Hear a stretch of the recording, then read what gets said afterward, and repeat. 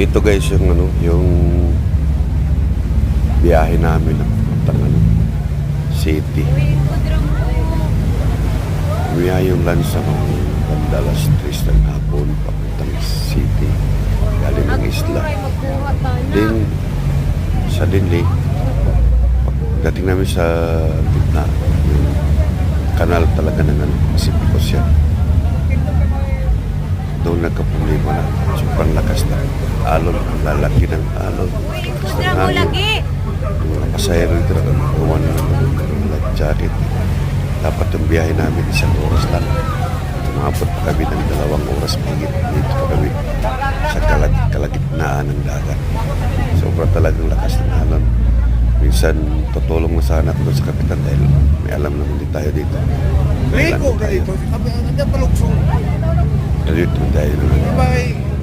Dali na, Electrical na yung tapos saka may experience na po naman dito. Yung lolo ko dati. Boy, lo ito makina. Kaya mo hindi mo niyo kung lansa. Sabay-sabay din ako. Alam ko na rin paano sa